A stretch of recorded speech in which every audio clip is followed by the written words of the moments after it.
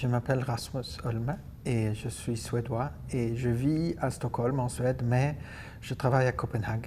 Quand moi j'étais éduqué, il y avait quand même encore une idée on parlait d'un overall dancer qui pouvait un peu faire tout.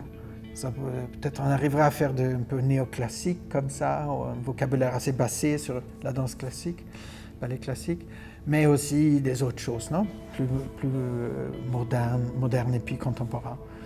Mais maintenant, je crois que c'est trop ouvert. On peut pas éduquer avec l'idée qu'il y a quelqu'un qui va pouvoir faire tout ça. Donc plutôt, ça devient plus student-driven, donc où l'étudiant finalement aussi doit pouvoir dire ça et ça et ça, moi je veux utiliser ça et j'ai envie de collaborer avec ces gens-là et ça devient des structures très spécifiques plutôt que des généralistes, non? Et en même temps, on ne veut pas insister à une certaine spécialisation. L'étudiant elle-même ou lui-même doit trouver cette spécialisation. Donc quand même, il faut être un peu général. Dans la danse moderne, comme je disais, Cunningham, Graham, c'était des chorégraphes. Et puis ils ont développé une manière de transmettre leur vocabulaire. Et après, c'était devenu une technique. Et après, on a commencé à utiliser ça comme une technique en soi.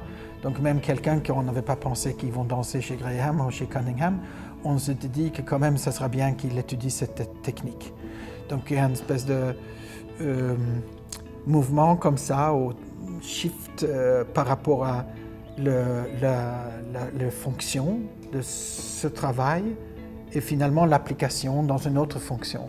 Et pareil avec la danse classique, comme moi j'avais des cours classiques tous les jours là, dans l'école de ballet, c'était pas parce qu'on pensait qu'on allait devenir des danseurs classiques, mais on s'était dit, leur vision a dû être que finalement c'est bien qu'on apprend ça, même si parce qu'on peut s'en servir pour autre chose.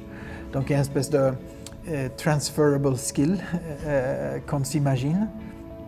Mais alors, après, maintenant, dans la danse contemporaine, qui est tellement vaste aussi et ouverte dans ses expressions, qu'est-ce que ça veut dire? Qu'est-ce qu'on a besoin comme technique? C'est à eux, les participants, de voir comment ça peut donner du sens pour eux. Et aussi un comme ça, key phrase que parfois je mets dans l'espace, c'est consider it dancing. Parce que plein de fois comme ça, on donne un exercice, tiens, on va essayer de comprendre cette idée-là, cette rotation ici, cette extension. Mais après, on est là, ils sont là et ils cherchent. Et il faut se rappeler aussi que c'est de la danse. Et c'est intéressant de voir ce qui se passe dans l'espace quand je dis ça.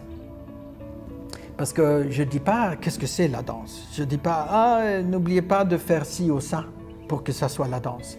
Mais rien que le fait que les participants se disent je danse, ça change quelque chose dans leur manière de faire ça.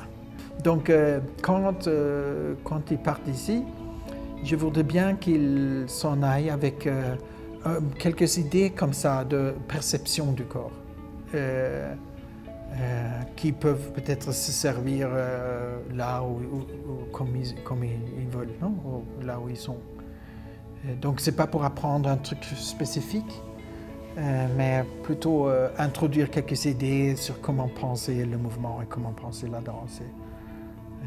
Voilà.